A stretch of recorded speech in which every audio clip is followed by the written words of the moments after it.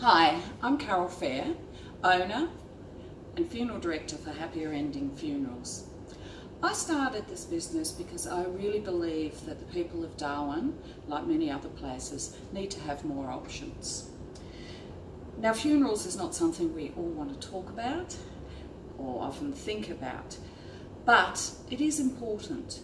It is a lot harder to discuss it and try and navigate through it while you're in total stress and shock when a loved one has passed. So this little clip is a little bit about giving you some information and really to think about options, because that's what my business is about and that's what I'm all about, is making sure people know the options. Too much the industry has dictated or led believe that you need to do this or this or this, and I don't think it should be like that. I think there should be options and you should be able to make decisions that suit you and know what all the options are. And you know, there's no right or wrong way to do any funeral, but what is wrong is when you don't have the options or know what's out there to do. Too many times I've seen families that have gone through a funeral for a loved one, and not only are they going through tremendous stress and pain, they've then also got that big financial burden, and that's not what you need on top of what you're going through already. So I would just explain a little bit about my business. I am a very environmentally friendly funeral service. All my coffins are recycled cardboard coffins. I have two types, one for cremations and one for burials. We even do services with them. We make them, they look very organic, they don't look cheap at all, they look really beautiful. And the one really different thing about my coffins, which I think is really beautiful, at first I thought it was a bit weird to be doing this, but it gives me goosebumps every time I see it, is at the end of the service, if we are doing a service, we invite all the people that are there to come and write on the coffin. And it is so beautiful to see what people actually do write. It's really personal. And at the end you have this coffin full of love and fun and all sorts of interesting things. You know, I've had even little kids come and write for their grandmother and things like that, and it's beautiful. And at the end, to me, a coffin with all that beautiful personal writing on it is much better than a $10,000 expensive sterile looking coffin. So that is my opinion, and I'm not saying anyone else's opinion is wrong, but I think it's important to know that how beautiful that the cheaper versions can be. And I equate it a little bit like buying a present for someone. You can spend a huge amount of money buying a present, or you can have a smaller budget and really think about the person, what they like, who are they, blah, blah, blah. And you end up, for me anyway, they're always the best presents because someone's actually thought about you and it's personal. So I really try and make all the funerals really as personal as we can, and letting people know that they can do that, helping them come up with ideas that really suited the person who has died. So the three main options that we do is, for the most affordable one is a straight cremation.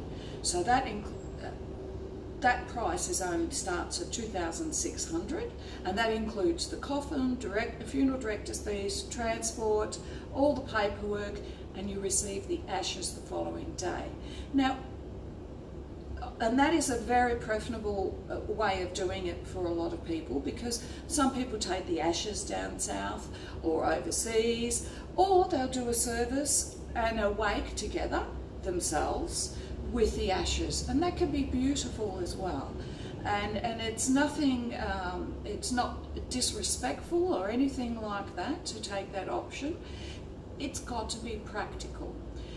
And also we've had people from different communities have a straight cremation, take the ashes back to country and do ceremony there. So that's also a lovely way, and it's a much better option than having you know, deceased family members in the morgue for months or years at a time.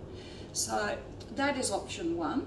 The other option is you can have a cremation and we can do a service. Now the service, we can make it to suit your needs. So we do the video production, we do the order of service, we sit down and work out what was the best music, what they would really like and everything like that.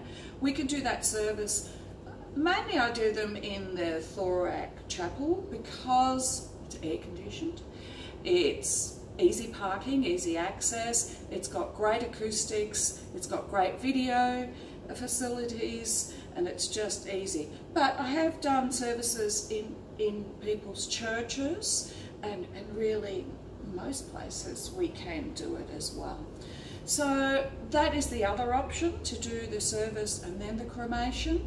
You're looking at about $4,500. That's if you have all the video production and everything like that done. Then we're looking at a burial. So you can have a straight burial. Burials are very expensive because the plot at the cemetery is very expensive. So you know, you're looking just for the plot, for the basic plot, you're looking at least $5,000. And then you've got to have the funeral costs. So you can, to make it a little bit less, we can do a graveside service, or we can do a service either at the church or at the chapel and then do the burial. And you know, depending on what the person wants, but we try and make the cost as practical and sensible as it should be. You know, I'm not a fan of $100,000, $50,000 weddings. I mean, some people love them, but I think you can still have a beautiful wedding really cheaply, and often I find them better anyway. So they're the sort of options that we do. So it is good to talk to family about that. It is good to have the conversation, get it out of the way. You can also talk about how you want to fund, if it's yourself or a family member. I steer, and a lot of funeral homes like myself, steer people away from funeral insurance because, as we've just seen on the Royal Commission on Banking, it's quite disgraceful, really. You can have funeral bonds.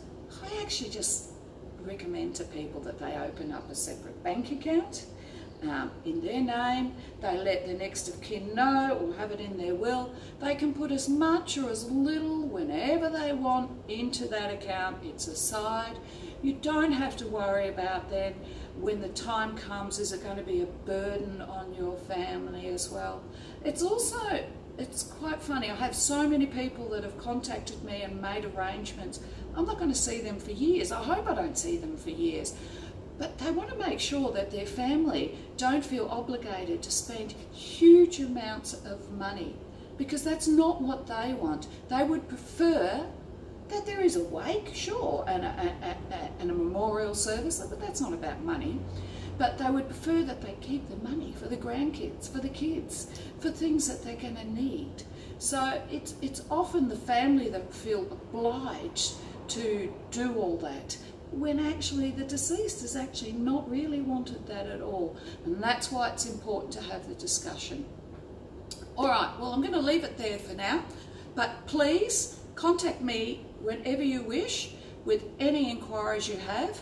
I might do a few more videos to talk about different things at different times because I think it's an important discussion to have, as I've said. All right, that's it for now. Please call me and we can go over anything you wish. Thank you.